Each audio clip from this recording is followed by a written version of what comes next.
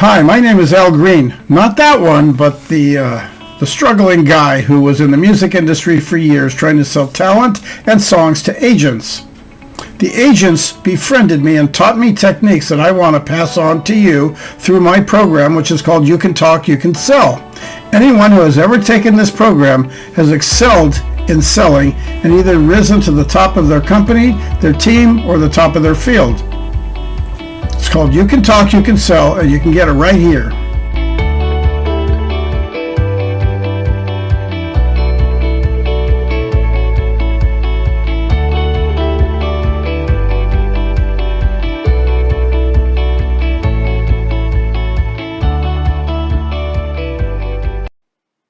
Would you buy from someone who is here to sell you? If I were to show up at your door and say, I'm here to sell you, would that give you an incentive to buy? The answer is definitely no, because people don't want to be sold. People want to buy. If you're selling them, you are triggering a natural resistance to be talked into something. It's just something that humans have, and it does not work to do pitching and presentation and to keep talking and keep talking. You're not going to convince them if you do all the talking. You've got to engage them. Engaging them means getting them to do the talking. When you bring about all of the triggers after hearing how they think, because you're talking to them, asking them questions to see how they think, and these are not just blind questions like, how long you been working here, but questions that are as simple as, when you do your work here, is there anything that is different than if you've worked any other job? When you get them talking, they'll give you the jargon that they use.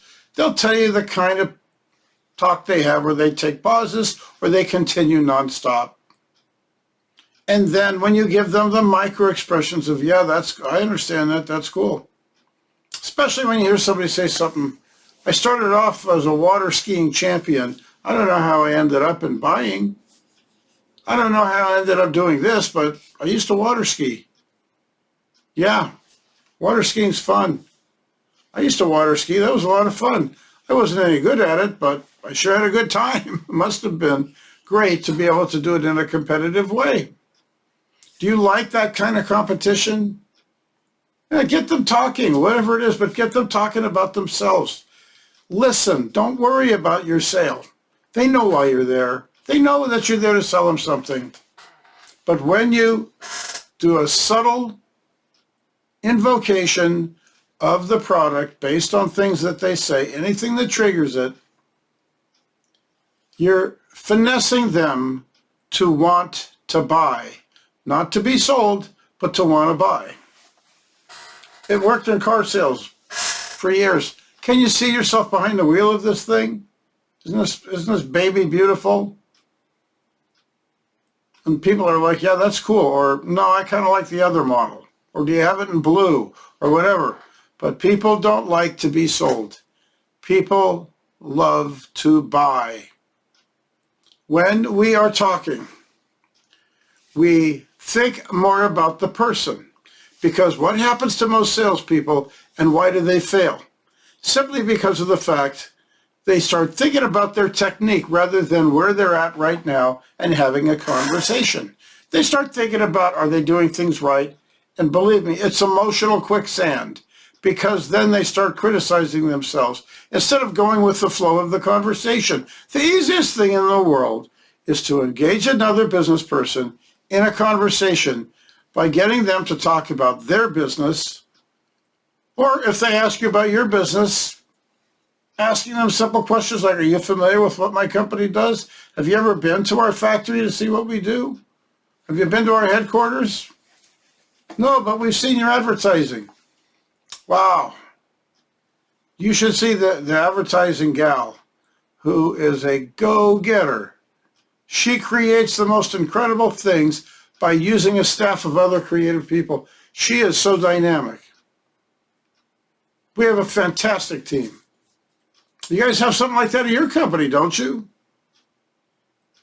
Yeah, absolutely. You guys advertise, or whatever it is. Maybe you're selling one-on-one insurance to an individual, and you're explaining to them why your product is got nothing to do with your company, but you can get them faster than anybody else. You can get them signed on.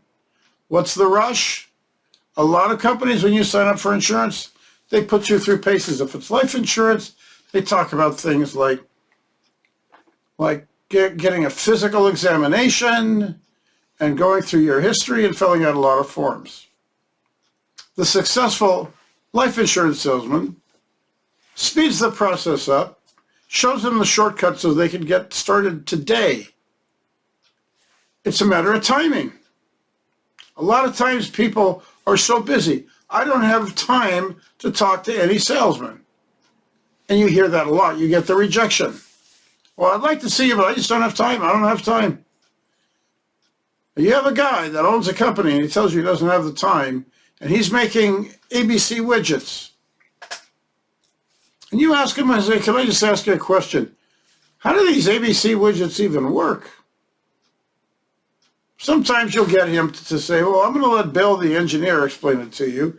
And then Bill takes the time to explain it to you. And then you get back to the guy and say, hey, Bill was great. I really understand it now. Those things are cool. And you get him talking. So how long have you been, did you invent these things? I mean, how long has this been happening? I didn't even know these things existed. Did you invent them, or did you come across them and improve on them? And you get them talking. Once you have a person who's doing a lot of talking and they know that you're listening and you're acknowledging, because everybody wants to be validated. We all need validation. We want validation. We don't want to just let somebody railroad us into a lot of conversations that we don't have, unless when we give the conversation, we're getting something in return. It's the return that you deliver when you're listening and agreeing with your customer. You're agreeing with them and you're giving them an incentive. You're setting them up to reflect back to you. When they talk, they're telling you how they think. Once you know how they think, you can get inside their head. There's many techniques taught in the workshop on how to do that in any kind of selling. Everybody who takes the training can sell something. Not everybody can sell everything, but everybody can sell something. We did an experiment where we took salespeople one at a time and we asked them, what one thing in life do you have knowledge about that you really know a lot about? And we heard all kinds of answers, like aviation, we heard women's clothes, we heard fashion, we heard makeup and makeovers, we heard everything you can imagine. Automobiles, whatever it is, antique automobiles, antique furniture. And we asked each person to just give us a little 2-minute talk on what it is that they know the best that they could tell us about and share with us. And a lot of people would give us their talk and they would tell us all about the Louis XIV, or they would talk about the kind of things that are worth collecting, worth owning. But then we would ask them one simple question. In the question, we would drop the hint, wow, what you gave us, that's really cool that you could learn all that. How did you get into that kind of a mindset to learn about antiques, whatever it might be, or to learn about cars? Now, once we gave them the approval that we thought what they said was interesting, how did they do it? How did they get into it? Wow, you can hardly get them to stop talking. That's where you want your customer, because when they talk, the more you're listening, the more they think they've made a friend. And we all want to buy from our friends, don't we? I would much rather talk to Bill down the street, because he works at XYZ company, and if anybody comes to me and they say, hey, do you know where I could pick up one of these widgets? Listen, go down the street and talk to Bill. Mention my name, because he'll take care of you. This guy knows everything about this stuff. And that's how we all are. I buy from a particular company, gentleman by the name of Arturo. Arturo has always taken care of me and given me the best deal. When I want to buy something, guess where I go? I go see my friend Arturo, okay? Never had lunch with him, never had coffee with him, don't even know where he lives, don't know his phone number, but as far as I'm concerned, he's my friend, okay? That's where you want to be. And I guarantee you, if I have to buy anything that's in that market of the kind of things he sells, I'm going to go see him first. Why? Because I know I'll be taken care of. I will be treated like I'm special, and I will be treated like I am thrilled to do business with him, and he always acts like he's very happy to do business with me. Now, isn't that how you want your customers to feel about you? Wow. I don't want Julie to sell me, but I love what she has, and I really want to own one of those. I want to buy one. When a person wants to buy something, they will definitely be so motivated, they'll do anything they can to get their hands on it, if it means talking to a whole committee in a company to get them to want it too. So just remember that simple fact. People don't like to be sold, they like to buy, they love to buy.